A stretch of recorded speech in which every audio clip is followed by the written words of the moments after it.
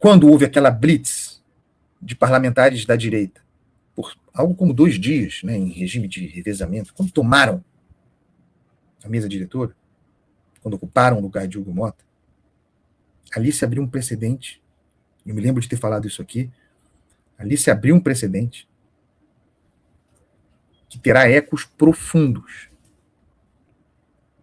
E em função da reação da sociedade ao que aconteceu ali e, sobretudo, em reação ao comportamento de Hugo Motta merece um capítulo à parte. Em função daquele conjunto, estava muito claro que quando acontecesse de novo, e aconteceria de novo, Hugo Motta responderia de uma outra maneira. Hugo Motta, perigoso, ou ele está numa circunstância perigosa, porque ele é um líder fraco, um presidente da Câmara fraco, que, no entanto, dispõe, por ofício, em função do lugar em que está, dispõe de muito poder, e do poder da força. Hugo Motta foi muito criticado naquela ocasião, pela forma como lidou com a blitz da direita, tomando, interditando o trabalho parlamentar, um momento degradante da história do parlamento, não permitindo que os trabalhos acontecessem. E eu dizia naquela ocasião, vai acontecer de novo. E sim, minha gente, noutras vezes, isso já acontecera. Tá? Sentar na mesa para marcar uma posição. Só que o tempo, o momento, a circunstância, o espírito do tempo conta. Ali, quando os deputados da direita o fizeram, quando eles ocuparam, ali ficou claro que cedo ou tarde a resposta viria, e talvez fosse até possível. E está errado, sempre errado para a direita ou para a esquerda. É errado, a forma errada de protestar. Não deu outra. Como o Hugo Motta é fraco, usa mal o poder, e só é presidente da Câmara ainda, porque Lira e Ciro Nogueira querem, como ele tem uma sustentação muito precária, a coisa desbordou como reação para aquilo ali. Não adianta ele dizer que não mandou. Criada a questão das reações diferentes para os dois casos, que, em ponto de vista do texto de comunicação política, são iguais. A direita vai, ocupa, não deixa o cara chegar na mesa. Do ponto de vista da comunicação política, não tem nenhuma diferença. Se o Hugo Motta já não tivesse perdido o controle da Câmara, ontem teria perdido de vez. Ele só é o que é por força de Arthur Lira e Ciro Nogueira, de Ciro Nogueira e Arthur Lira. Ele é mantido artificialmente ali. Mas diante da ocupação inaceitável da sua cadeira pela direita, foi aquele espetáculo de negociação, espetáculo constrangedor de negociação, até que ele reassumiu o seu lugar sendo, ali naquele momento, um ex-presidente da Câmara em atividade. Passam-se os meses, era certo que a coisa aconteceria novamente, ontem era o dia para acontecer. A cassação de Glauber Braga anunciada, encaminhada, junto com a dos demais, são casos diferentes, no mesmo dia em que anunciada a votação blitz do projeto de diminuição das penas.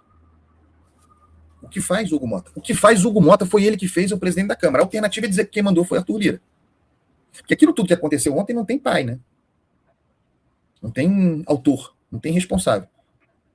Ou foi o Hugo Motta que mandou, ou alguém outro mandou. Em qualquer cenário é ruim para o Hugo Motta. Ou ele mandou e abusou do poder, ou ele não mandou e foi desautorizado. Alguém lhe passou por cima. Eu não desconsidero nenhuma das hipóteses. Mas o fato é que tivemos o grave episódio de o esvaziamento do plenário. Só parlamentares autorizados a ficar. Não me lembro de ver isso. Assessores retirados do plenário e jornalistas retirados do plenário, da galeria, da Câmara. Mais interrupção da transmissão da sessão pela TV Câmara, interrupção do sinal. Isso é um ato de censura, uma reação diferente daquela de quando eram os deputados da direita tomando aquele espaço. Tudo errado. Tudo errado. Todos errados. Não tem ninguém certo nessa história. Para a degradação do parlamento. Hugo Motta, esse é o problema da fraqueza. Esse é o problema da fraqueza por quem detém o poder formal. É tão fraco que as pessoas até acreditam que ele não tenha mandado. o que não lhe tira a responsabilidade. Ele é o presidente da Câmara. A Câmara ontem expulsou com violência jornalistas para que não transmitissem e cortou o sinal da TV Câmara, enquanto a Polícia Legislativa retirava à força o deputado. Aquela cena horrorosa. E eu quero dizer o seguinte, a cassação de Glauber Braga talvez tenha fundamento.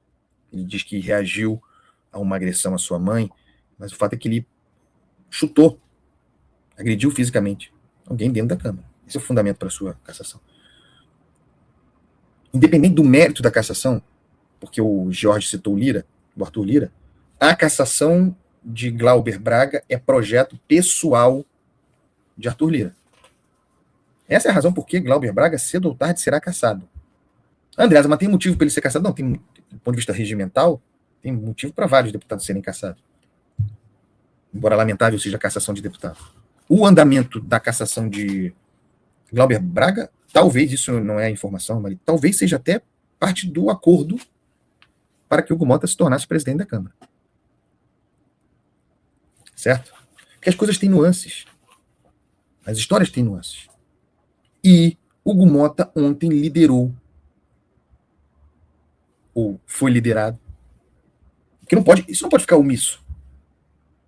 Alguém ordenou que a polícia expulsasse os jornalistas do plenário. Alguém ordenou que o sinal, que a transmissão da TV Câmara fosse interrompida. E, numa reação diferente daquela para com os bolsonaristas, Glauber Braga foi tirado de uma cena degradante, retirado à força pela Polícia Legislativa do Parlamento. Tudo absolutamente errado. Mas eu quero insistir no que eu enuncio no título aqui do nosso programa, pessoal. Isso que aconteceu ontem, em função especificamente da fraqueza empoderada de Hugo Mota, o dia de ontem no parlamento foi um marco para a radicalização. A coisa vai piorar no parlamento. A degradação vai aumentar. São muitos precedentes abertos. Muita prática em formas diferentes de violências a partir do parlamento. E os precedentes serão usados.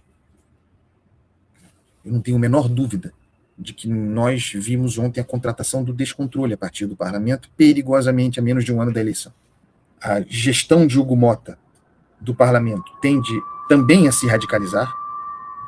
Ele é muito mais autoritário do que se imaginava os que o elegeram, todos esses o elegeram, certo? Teve um grande acordo pela sua eleição. E diante dos discursos cada vez maiores de que ele não tem condição mais de comandar a Câmara, ele vai reafirmar o seu poder abusando dos recursos autoritários, talvez para além daquilo que fazia Arthur Lira, mas a partir também dos precedentes estabelecidos por Arthur Lira.